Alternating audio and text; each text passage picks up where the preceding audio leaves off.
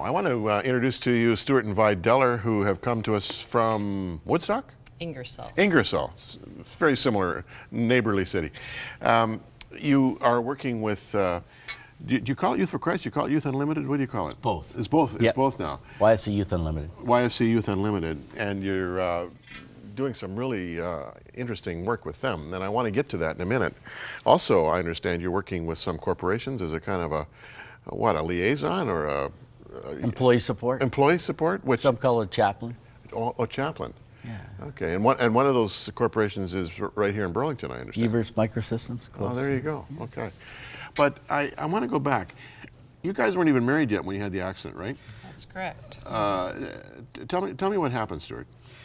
I may pass it over a little to Vi here. She tells the story better than me, but Well, between the two of you, we'll get the story. For sure. We were day before Valentine's. Dated a couple of years, so we went out for dinner at a lovely restaurant in London. We were on the way home, and this car accident took place. I remember very little. What I remember now is what I was told by family and friends. It was a head-on, right, Vi? It sure was. Now, what happened? You veered over to their lane, or they veered into your lane? How did that How did it happen? I read the police report a year or two later and said that I had a flat tire, so I guess I went into the head-on collision. But, I guess fortunately it worked out well, and tough way to get an education, secondary education, but that insurance company paid the whole ticket for me to go to seminary and all that sort of thing. Really? My first career was as an electrician, so quite a shift in terms of that. But my grandma had said to me, interestingly enough, generations are so huge to me, had said to me years ago, honey, I think you're going to go into the ministry one day. And yeah, sure, Grandma, in my mind, but never thinking that was true. I was going to be an electrician. I was going to do the family business and be involved. But Now, Vi, Stewart was more seriously injured than you, right? That's tell me about the extent of both of your injuries. Well, it was actually a miracle how it all worked out, because I was still in grade 12 at the time. And so that night, in the first newspaper article, both of us were listed in critical care. And by morning, I was in stable condition. So all of the things that could have been wrong with me weren't. And for example, both of us had been bleeding internally. Stewart has the scar to prove his. I do not. Mine stopped. All of the bones that could have been broken were not broken. So I had some loss of blood. I had to have a blood transfusion and some surgery done around my eye. But yes, by morning I was in stable condition. Now, what about Stewart? What was the extent of your injuries? I had some bad injuries, some internally. Was bleeding, head trauma, traumatic brain injury, they call it, and so that stuck with me for a period of time after. I actually didn't even know Vi for a month while I was in the hospital. I said to my mom one time, "Who is that girl that comes and visits me?" How did that impact you? That must have been a little bit disconcerting. It was. We'd been dating for 3 years at the time, and that's where I guess your childlike faith comes into the picture, because I didn't know what was next. Every day it was just, it was up to God, because He just sustained me through the whole thing. I didn't know what was going to happen. Here, we'd been dating for 3 years. This was my life. His family was my life. And I didn't know what was going to happen the next day, because, he doesn't know me anymore. Do I stay with this guy that doesn't know me, doesn't have a clue what my name is? Or do I move on? When do I move on? So, it was just that childlike faith to say, okay, God, my life is yours. You brought us through this for a reason, and I'm just going to stick with you. So first of all, it was, God, having that faith in God that He's going to see us through this situation. And secondly is the people that are there for you, your Christian friends that are there praying for you, lifting you up.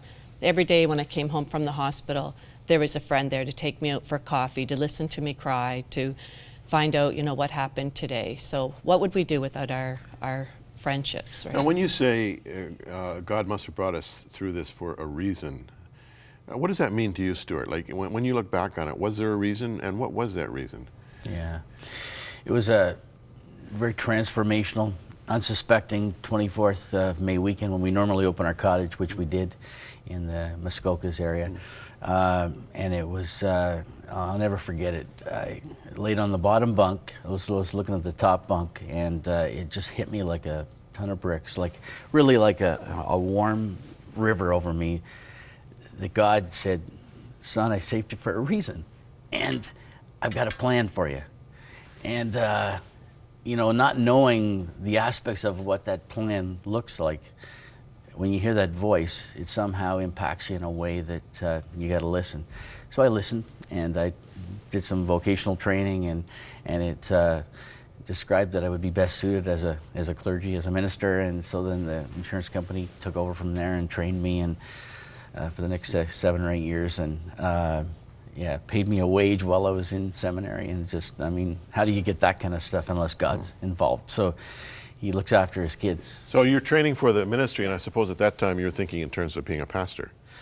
Didn't know. Wasn't sure of the fit. I've been in a couple of pastoral situations over the 22 years with YFC. Always stuck with YFC at the same time, though. So it was taking on sort of part-time pastoral roles, filling in, and apart from the first pastoral role that I took for a couple of years, and that was in the London area, and I enjoyed it. But though the YFC thing is scary because you got to raise your own funds, it has been a good fit for me. And then the last 6 years shifted to serve our region as in terms of chaplaincy services. So what I used to do, one of our staff might call me and say, "Stu, I got a kid in prison. Stu, I got a kid's dad in hospital, grandfather." And then the corporate stuff that I do is beyond that too. And then I do some community stuff with special needs people. Now, when did you had childhood arthritis on top of all of this, right? Yeah, I discovered at age 7. Yeah, and it's you've had knuckles replaced, and Yeah. They I was fortunate to get away through my teen years playing all kinds of hockey and water sports, but after this accident, a few years after that, it sort of kicked in and caused me some grief and some damage during those mid-20s. And then they gave me this option of putting synthetic knuckles in, and I decided to go for it, though it was a young age. It's worked out well. Is it just your hands that are impacted? No, it's a system disease. It takes it goes where it goes. So you technically might be qualified to be on some kind of disability. Sure, but you choose not to be. You use the gifts that God has given you, and ironically enough, one would not see arthritis as a gift, nor this accident. But those are the things that many times I've seen people's guard come down because they see I'm dealing with real life stuff that's not fun, but walking through life successfully, and it allows their guard to be down such that they'll come to me and ask me to come and be involved in their life. Well, sure. Now, we got about 5 minutes left. You're right in the midst of youth culture, working with young people and the church both, right? What have you got to tell us about the church and young people, the church and its relevance or lack of relevance, and what is it that motivates and energizes and challenges young people these days? You've been involved in this ministry now for 2 decades. What's changed? You know, give us an overview. Yeah, there's a lot of aspects that challenge kids, that draw their attention away from some of the core values that we might have come to espouse ourselves to. In a general sense, family needs to be core, and when kids don't have family, we need to somehow replace that. And you know, in some ways I think the church is okay, doing an okay job. In other ways, we need to step it up. But in terms of parental values, one of the things that I've learned, and I try to coach parents in this way, is give kids, yes, some of the core values that you've come to know in terms of spiritual or whatever the church might allow them to be trained through. The first 10 years is core to a kid's life. Give them those things, but allow them to find, what do I mean to this world? The other half of their life. You know, am I going to be somebody that's valuable as a hockey player, as a musician, as an actor, or as an electrician, whatever it is? Allow them to find their value how do I matter to this world beyond the spiritual? But those two can be then intertwined well together, I think. And that's so lots of the stuff that I do in YFC is all about practical stuff in terms of how do we land. And the beauty of what I've enjoyed about YFC is I get to use what I'm good at, what's valuable to me, what my gifts are, to fit into the lives of kids. And so I still to this day coach the local high school girls hockey team. Really? Yeah, and so, yeah, it's a great, and now I get the benefit. Initially, it wasn't my own kids, but now my daughter's the star goalie for the team, too. Really? Yeah. Tell me about your children. We have 4 children, Right. and again, a miracle in itself being that both of us had internal injuries as a result of the car accident. And our oldest son is 22, and then we have a daughter that's soon 21, and an 18-year-old and a 17-year-old. How many of them are still at home? All of them. All of them. Oh, so you got a very full house. Yes. One of the big challenges that a lot of pastors and clergy and Christian youth workers have is, as their kids perceive it, a disconnect between their father and or their mother in public ministry and the father or mother in the home life. Has this been a challenge for you, or have you managed to circumvent that?